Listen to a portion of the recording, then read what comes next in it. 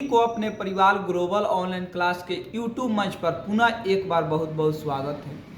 आइए यहाँ पर हम लोग जानते हैं कि 2025 में जो इस साल मैट्रिक की परीक्षा होने वाली है, उस मैट्रिक की परीक्षा के लिए जो गेस क्वेश्चन होता है, यानी जो सब्जेक्ट वाइज जो गेस क्वेश्चन होता है, यानी साइंस का गेस क्वेश्चन क्या है, मैथ का गेस क्वेश्चन क्या है, संस्कृत का गेस क्वेश्चन क्या है, हिंदी का गेस क्वेश्चन क्या है, सोशल साइंस का गेस क्वेश्चन क्या है। चूँकि बच्चा जब तैयारी तो सालों भर करता है, लेकिन अंतिम में उसको कुछ इस प्रकार के क्वेश्चन का ज़रूरत होता है जो एग्ज़ाम में बेहतर से बेहतर परफॉर्मेंस कर सके। उसी के लिए गेस क्वेश्चन सबसे ज़्यादा बच्चों के लिए ज़रूरी होता है। तो उसी मुद्दा पर हम लोग बात करेंगे।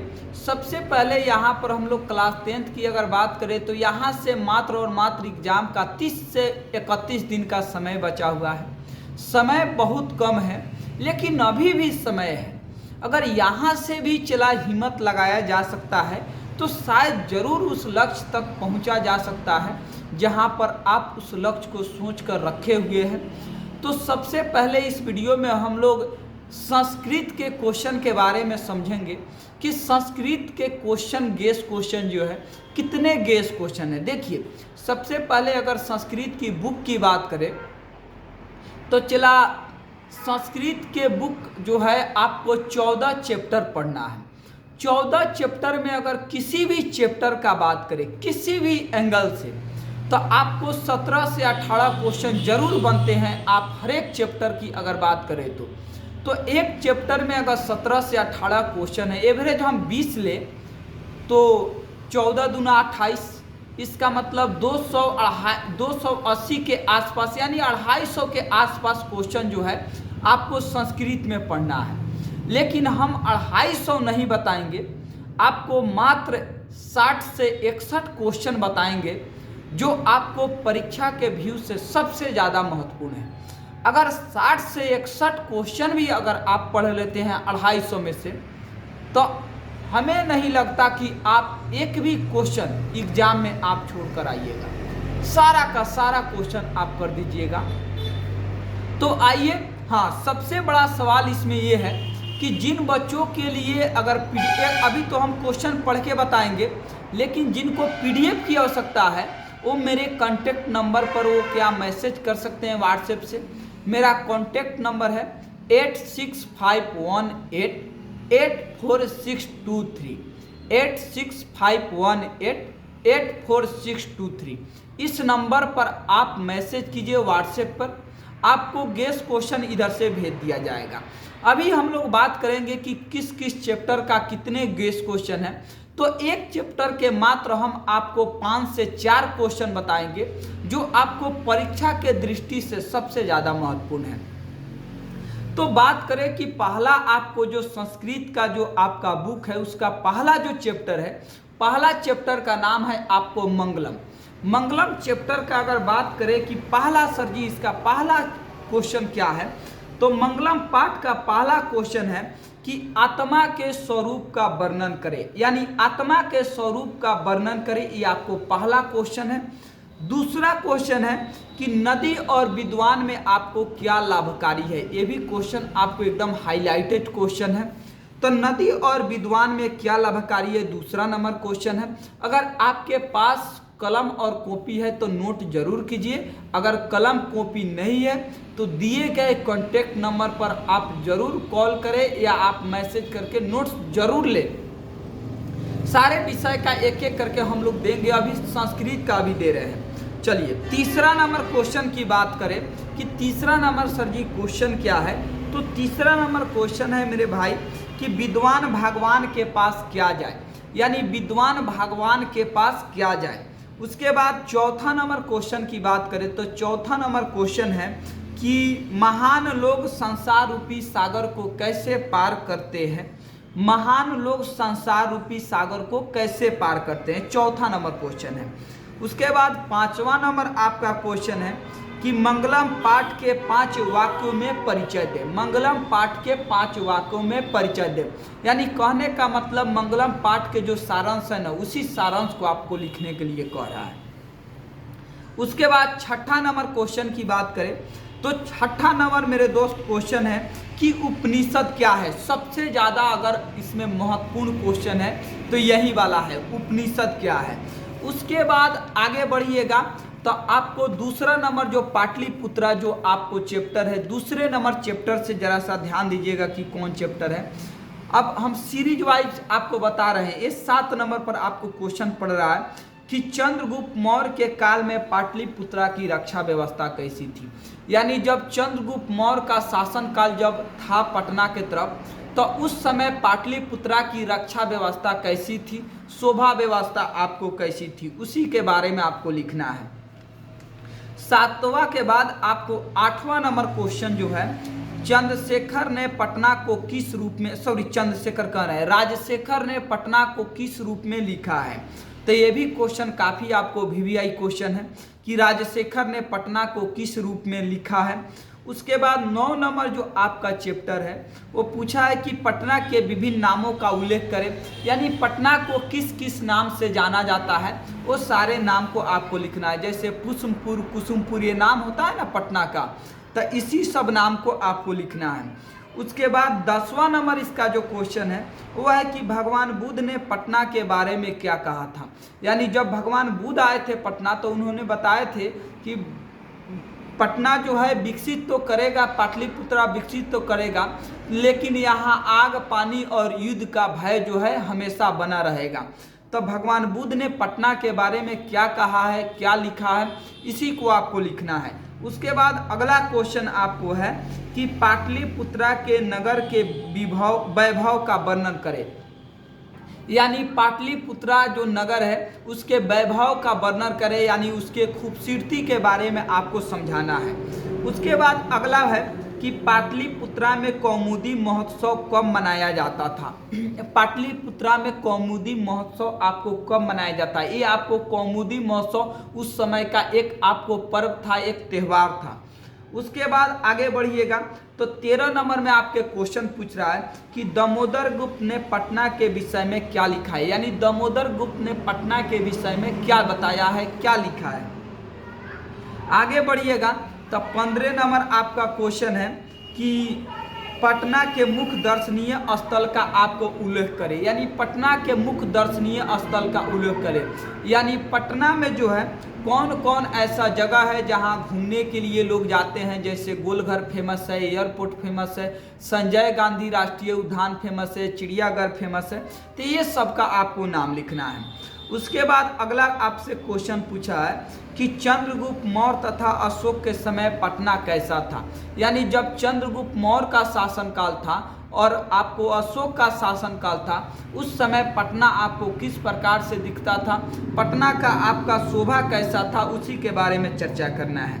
आगे बढ़िएगा तो 16 नंबर आपसे क्वेश्चन पूछा है कि पटना के किन किन नाम से जाना जाता है। वही क्वेश्चन को रिपीट मारा है कि पटना के किस किस नाम से जाना जाता है, तो इसको लिख दीजिएगा, आसानी से लिखा जाएगा। उसके बाद ये पाटलिपुत्रा जो आपको चैप्टर है ये खत्म होता है। उसके बाद तीसरा नंबर चैप्टर का जरा सा इंपॉर्टेंट क्वेश्चन को देखिएगा कि कौन कौन आपका क्वेश्चन है। तीसरा नंबर चैप्टर का नाम है आपको अलस कथा। अलस कथा समझिए एकदम बवाल टाइप का ये आपको चैप्टर है।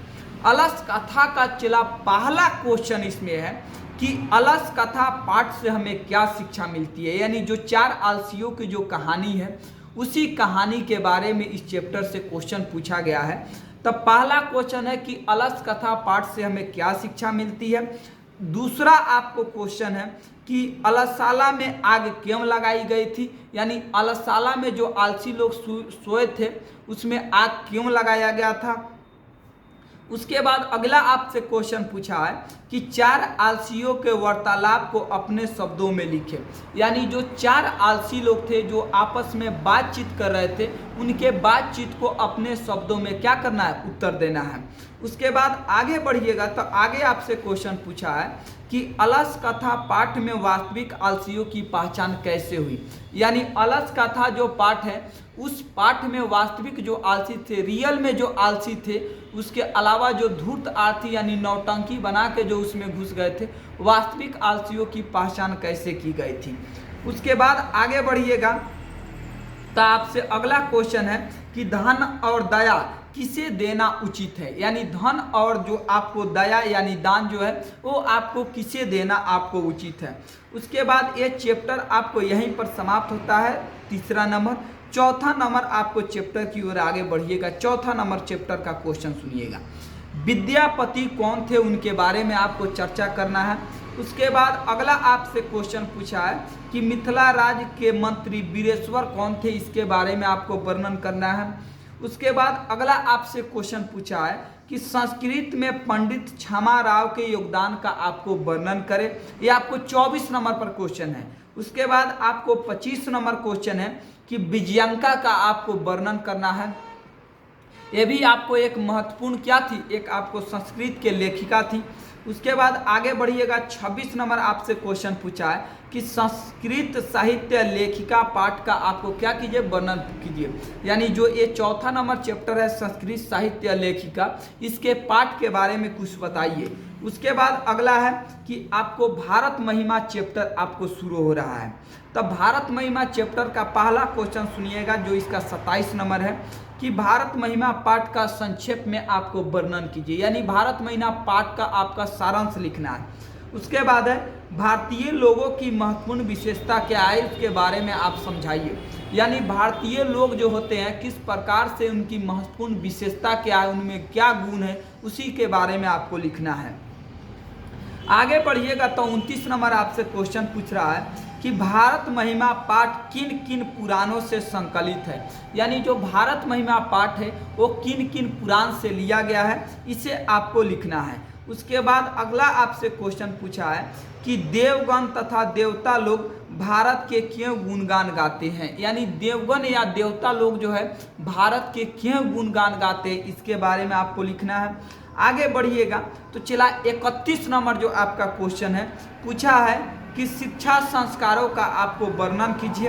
उसके बाद अगला क्वेश्चन पूछा है कि संस्कार कितने होते हैं, उसके बारे में आपको चर्चा करना है। उसके बाद अगला आपसे क्वेश्चन है कि केशांत तथा शैशव संस्कार के बारे में वर्णन करना है। उसके बाद आपको 34 नंबर जो क्वेश्चन है कि भारतीय संस्कार पाठ से हमें क्या शिक्षा मिलती है, इसका उत्तर आपको देना है। उसके बाद 35 नंबर जो आपका क्वेश्चन है कि नीति श्लोका पाठ के आधार पर पंडित के गुण का वर्णन करें, यानी जो नीति श्लोका आपका चैप्टर है उसके आधार पर पंडित के क्या क्या लक्षण है, क्या क्या गुण होते हैं, उसके बारे में चर्चा करना है।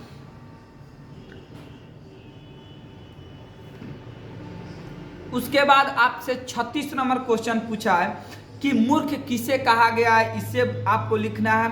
37 नंबर आपसे क्वेश्चन है कि नीति श्लोका पाठ के आधार पर सुलभ एवं दुर्लभ कौन कौन है, इसको समझाना है। उसके बाद नीति श्लोका पाठ का एक श्लोक लिखे। उसके बाद है कि नराधम के लक्षण को लिखना है। उसके बाद अगला क्वेश्चन 40 नंबर आपसे है कि 6 दोष कौन कौन से होते हैं, इसके बारे में वर्णन कर रहा है। उसके बाद चला 41 नंबर में है कि क्रमवीर के जीवनी से हमें क्या शिक्षा मिलती है, इसके बारे में आपको लिखना है। उसके बाद है 42 नंबर कि साक्षात्कार के समय समिति सदस्य राम प्रवेश पर क्यों प्रसन्न हुए, यानी राम प्रवेश की जो कहानी है उसके बारे में आपको क्वेश्चन पूछा गया है। 43 नंबर आपसे क्वेश्चन पूछा गया है कि राम प्रवेश के प्रारंभिक शिक्षा के विषय में क्या जानकारी मिलती है, इससे लिखना है आपको। उसके बाद 44 नंबर आपसे क्वेश्चन पूछा है कि स्वामी दयानंद रात्रि जागरण पर क्या प्रभाव पड़ा, यानी स्वामी दयानंद जो थे वो रात्रि जागरण जो देखने गए थे, देखने के बाद उनके ऊपर क्या प्रभाव पड़ा, इसे आपको लिखना है। उसके बाद आगे बढ़िएगा तो अगला आपसे 45 नंबर क्वेश्चन पूछा जा रहा है कि स्वामी दयानंद ने अपने सिद्धांत के संकलन के लिए क्या क्या किया। उसके बाद आपको 46 नंबर क्वेश्चन है कि स्वामी दयानंद शिक्षा व्यवस्था के वर्णन करिए, यानी स्वामी दयानंद के जो शिक्षा व्यवस्था है उसके बारे में आपको वर्णन करना है। उसके बाद अगला आपसे क्वेश्चन पूछा है कि स्वामी दयानंद मूर्ति पूजा के विरोधी कब बन गए और आपको कैसे बन गए, यानी स्वामी दयानंद जो है वो आपको मूर्ति पूजा का कब से विरोध करने लगे और किस प्रकार से मूर्ति पूजा का वो विरोधी बन गए। अगला आपसे अगला चैप्टर शुरुआत हो रहा है जो क्वेश्चन नंबर 48 है कि मंदाकिनी नदी का वर्णन करें अथवा चित्रकूट की गंगा की शोभा का वर्णन करें। यानी मंदाकिनी नदी का वर्णन करें तब भी वही आंसर दीजिएगा, और चित्रकूट की गंगा की शोभा का वर्णन कीजिए तभी चला वही आंसर दीजिएगा। 49 नंबर आपका क्वेश्चन पूछा है कि गंगा तट पर कौन सा स्मरणीय दृश्य श्री राम के मन में रीति उत्पन्न कर रहा था। यानी जब आपको ये रामायण से लिया गया, ये सब आपको कहानी है कि जब श्री राम जो है चित्रकूट में जब जाते हैं सीता माँ को लेकर, तो वहीं जब वहाँ के दृश्य को देखते हैं तो दृश्य को देखने के बाद वो सीता माँ को दिखाते हैं कि सीता माँ देखिए यहाँ की खूबसूरती किस प्रकार से है। वहीं पूरा सीता को आपको दिखाते हैं कि वहाँ की खूबसूरती, वहाँ के किस प्रकार से नज़ारा था, कि जो प्राकृतिक का सुंदर जो एक दृश्य होता है वो उनको चित्रकूट में देखने को मिला था। उसके बाद अगला आपसे क्वेश्चन है जो बाघ की क्वेश्चन कहानी है कि बाघ ने स्वयं को अहिंसक सिद्ध करने के लिए क्या तर्क दिया था। कि बाघ ने स्वयं को अहिंसक सिद्ध करने के लिए क्या तर्क दिया था। यानी बाघ खुद को बताया था कि हम हिंसा नहीं करते हैं, हम किसी को मारते नहीं है, इसको किस प्रकार से सिद्ध किया जा सकता है, इसी के बारे में आपको प्रकाश डालनी है। अगला है कि व्याघ्र पथिक कथा से हमें क्या शिक्षा मिलती है। यानी व्याघ्र पथिक जो कथा है उससे क्या शिक्षा मिलती है। उसके बाद 52 नंबर आपका क्वेश्चन है कि नारायण पंडित रचित व्याघ्र पथिक कथा का मूल उद्देश्य क्या है। यानी नारायण पंडित द्वारा जो रचित व्याघ्र पथिक जो कथा है उसका मूल जो आपको उद्देश्य है वो क्या है। उसके बाद 53 नंबर जो क्वेश्चन है कि दान किसे देना चाहिए, यानी दान कैसे लोगों को देना चाहिए। उसके बाद 54 नंबर आपको क्वेश्चन पूछा है कि कर्णस्य दानवीरता पाठ से हमें क्या शिक्षा मिलती है। यानी कर्णस्य दानवीरता जो पाठ है उससे क्या शिक्षा मिलती है, उसी के बारे में चर्चा करना है। उसके बाद आपका 55 नंबर जो क्वेश्चन पूछा है कि कर्ण के चरित्र की विशेषताओं का वर्णन करें। यानी जो भगवान कर्ण थे, यानी कर्ण और जो ये कुंती का पुत्र जो कर्ण थे, वो कर्ण और अर्जुन की जो लड़ाई हुई थी उसी के बारे में कहानी को डाला गया है। तो कर्ण के जो चरित्र है उसी चरित्र के बारे में आपको लिखना है। उसके बाद अगला चैप्टर जो आपको विश्व शांति का जो चैप्टर है, जो लास्ट नंबर नहीं है, 13 नंबर आपका चैप्टर है। तो इसमें आपको पूछा है 56 नंबर क्वेश्चन है कि विश्व शांति के सूर्योदय का पता कैसे चलता है। 57 नंबर क्वेश्चन है कि वासुदेव कुटुंबकम की अवधारणा कैसे आवश्यक है। उसके बाद 58 नंबर क्वेश्चन है कि विश्व शांति पाठ से हमें क्या शिक्षा मिलती है। उसके बाद अगला 59 नंबर क्वेश्चन है कि वेदांत कितने कितने होते हैं, उनके नाम लिखना है। उसके बाद यजुर्वेद के प्रमुख ग्रंथ कौन कौन से, इसको लिखना है। उसके बाद 61 नंबर जो आपका लास्ट पॉइंट क्वेश्चन है जो भारतीय शास्त्रकारों का परिचय दे। भारतीय जो शास्त्रकार हैं उसके बारे में आपको परिचर्चा करना है। यानी आपके टोटल मिला के अगर संस्कृत में बात करें तो अगर पूरे बुक की बात करें तो लगभग 250 आपके पास में क्वेश्चन है। लेकिन गेस जो क्वेश्चन हम किए हैं ना, मात्र आपको 61 को गेस क्वेश्चन है। आप 61 का 61 करके जाइए। अगर एक भी क्वेश्चन आपका एग्जाम में छूटता है, नहीं बनता है, तो आप जो कहिएगा सो हम मानेंगे। ऐसा हो ही नहीं सकता कि आपका एक भी क्वेश्चन जो है आपको एग्जाम में छूटेगा। तो जिनके पास अगर पेन पेपर था, क्वेश्चन लिख लिए हैं, तो आप क्या कीजिए कि आप उसे रिवीजन में लग जाइए उतना क्वेश्चन लेकर। आंसर तो आपके पास है, यदि आंसर नहीं है तब भी मैसेज कर सकते हैं। मेरा कॉन्टेक्ट नंबर है, फिर से एक बार हम बता दे रहे हैं, 8651884623। इस नंबर पर आप मैसेज या कॉल कीजिएगा, आपको आसानी से इसका आपको सारा का सारा आंसर, ये जो क्वेश्चन पेपर है जो मेरे हाथ में अभी आप देख रहे हैं, इसी में सारा गेस क्वेश्चन लिखा गया है। ये 5 सब्जेक्ट का है, आपको मैथ का है, हिंदी का है, संस्कृत का है, एसएसटी का है। यानी जितना भी आपको क्लास 10th में सब्जेक्ट पढ़ना है, सारे सब्जेक्ट का एक गेस क्वेश्चन है, आपको व्हाट्सएप पर भेज दिया जाएगा।